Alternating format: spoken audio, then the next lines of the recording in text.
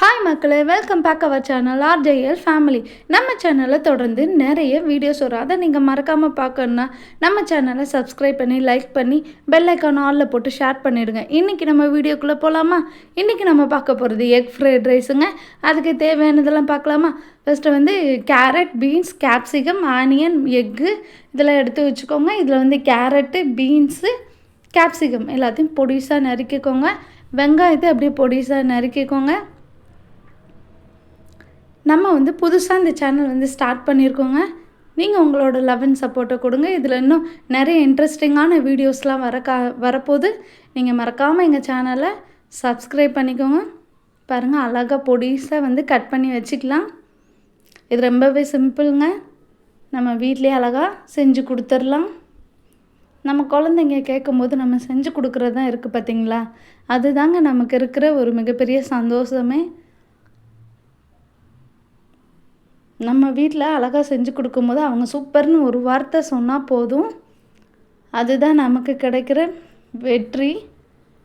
அதே போல் தாங்க இப்போ நாங்கள் இதெல்லாம் செஞ்சு வீடியோ எடுத்து போடும்போது உங்களோட லைக் அண்ட் சப்ஸ்கிரைப் எங்களுக்கு வேணுங்க.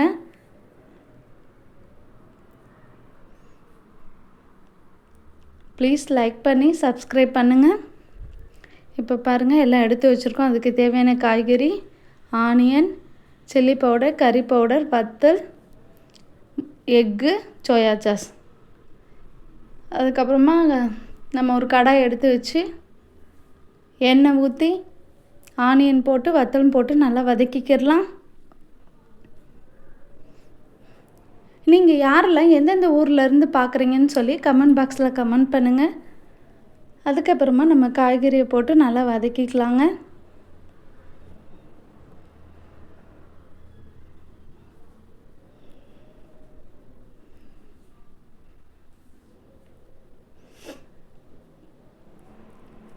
நல்லா வதக்கி விட்டுருங்க.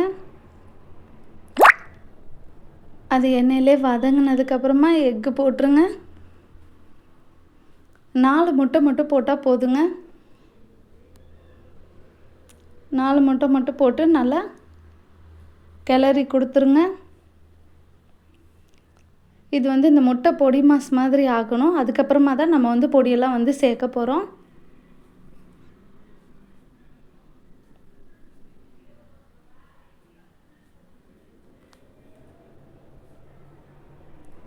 நீங்கள் செஞ்சு கொடுத்ததுக்கப்புறமா உங்கள் கிட்ஸ் எல்லாம் என்ன சொன்னாங்கன்னு கீழே கமெண்ட் பண்ணுங்கள்.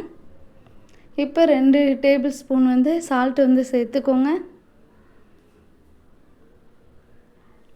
சில்லி பவுடர் 3 டீஸ்பூனுங்க, அதையும் போட்டுக்கோங்க.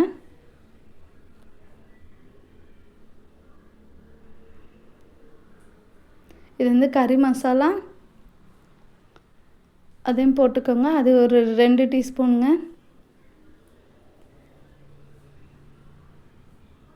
ஸ்பைஸியாக இருக்கணுன்றதுனால நாங்கள் எப்படி செஞ்சு கொடுக்குறோம். ஏன்னா நாங்கள் எல்லோரும் நல்லா ஸ்பைஸியாக சாப்பிடுவோம்.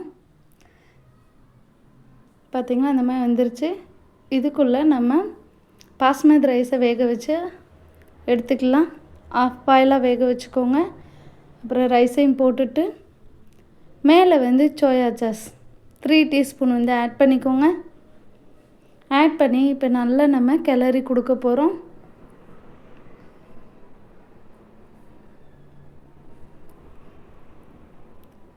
நல்லா கிளறி கொடுத்துக்கோங்க.